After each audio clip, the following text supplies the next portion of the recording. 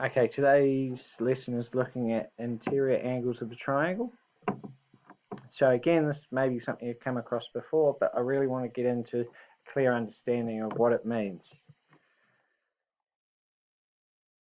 So in the last lesson, we talked about different triangles.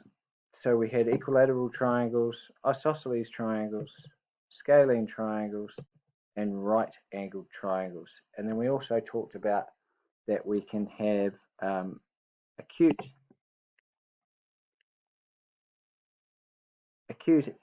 triangles, obtuse triangles, and right-angled triangles as well. Today's lesson is about one rule really, is that looking at the internal angles of a triangle. And it is an angle rule that the internal angles of a triangle add up to 180. And that's the same. So here's a triangle, and this is a typical question where we need to work out the size of angle X. So because we know the rule, and it said 180, we can work out 180, take away 125, take away 45, and we can do that calculation on our calculator, and then we end up with 10 degrees.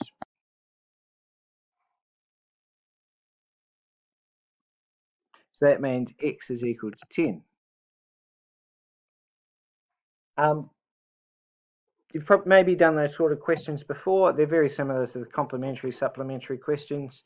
All three angles would be supplementary as well, because 180 is the same as well as a straight line. And I want to explore that link between a straight line and a triangle, because it doesn't matter the size or type of the triangle, you always end up with 180. So how can we prove that angles in a triangle add up to 180? What I want you to do is you're going to do the following exercise, and then you're going to glue your answers into your book, and then I'd like you to take a photo of it and then upload it to OneNote so I can have a look at it. And the task is pretty simple. You're going to get a scrap bit of paper. It doesn't have to be blank or anything like that. It can be any bit of paper, and you draw a triangle or just cut the triangle out. The only rule is that each side must be 5 centimeters in length. And then you just follow the instructions. Label each corner, cut them out, tear off each vertex, and then try to arrange the corners and see if you can arrange them in a way that using the sides of the corners, you can make a straight line and make that 180 degrees. Once you've done that, you can have a go at copying the sentence as part of 6. And then once you've done that, if you pause the video now, complete the exercise, then come back, and then we'll have a chat about the answer and what it means.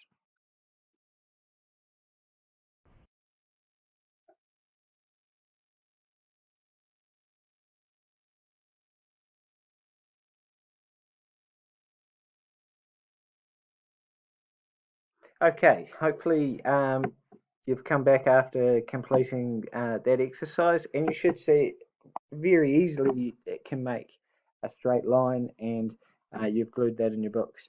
If you haven't done that, please go back and do it. I think it's very important to see, and it will reinforce in your mind exactly that rule, that the internal angles of a triangle, no matter what you do a straight line. If you'd like, you can do it again to prove it as well. So completing these sentences, so we can see that angles A, B, and C are three angles of a triangle. When placed together, they form a straight angle.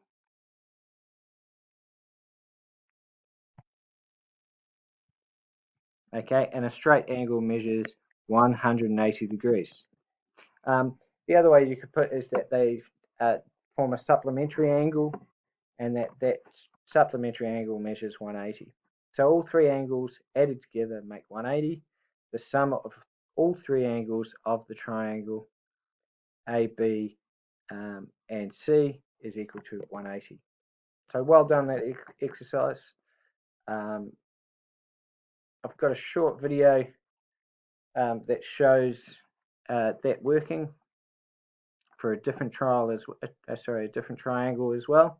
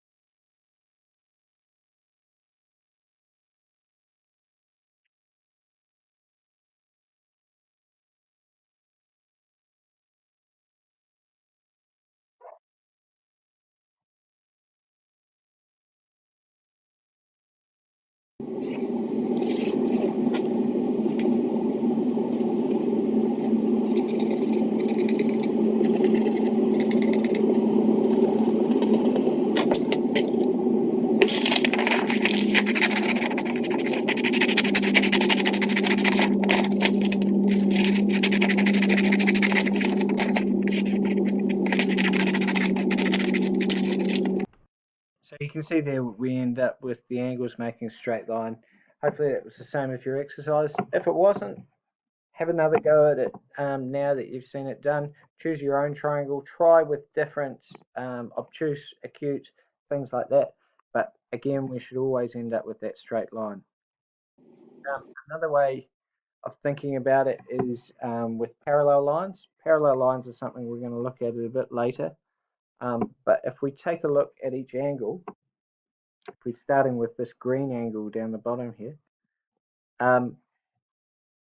this angle is the same because it's an alternate angle, and the green one is the same.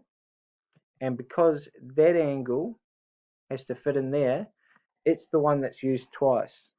So if the straight line equals 180, then if those three equal 180, then that has to be the same for the triangle. And you can see in this triangle, we can get the same thing. Oh, it's slightly off there. So that leads us to more problems looking at, now that we're comfortable with the triangles adding up to 180, that leads to more problems that we can try and solve. This first one, trying to work out y, is an isosceles triangle. So the key thing with isosceles triangles, because their lengths are the same, the two base angles are the same. And that's also because of that symmetrical line, remember, you can see drawn in. So this base angle must be the same in both of them. So that makes this question really easy to work out x for the first one. So I know that that's going to be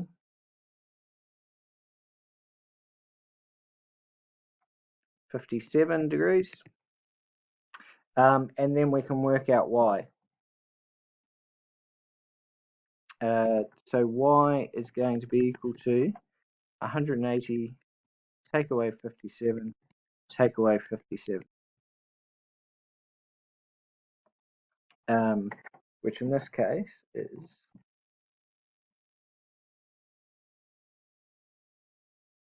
66. So y is equal to 66 degrees. Looking at the second triangle we've got there with the 30 in it,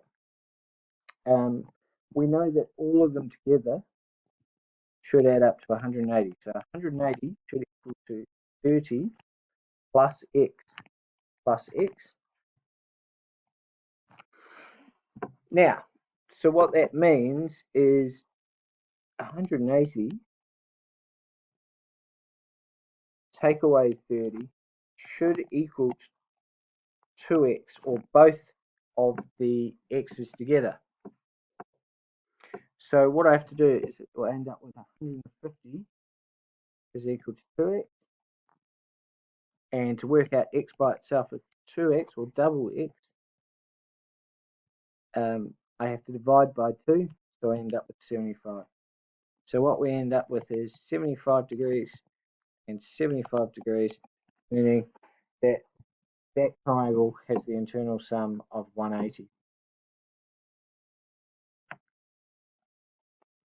Okay, so that's it for this video today. So what you need to do is go back to your OneNote lesson and carry on and finish the exercises.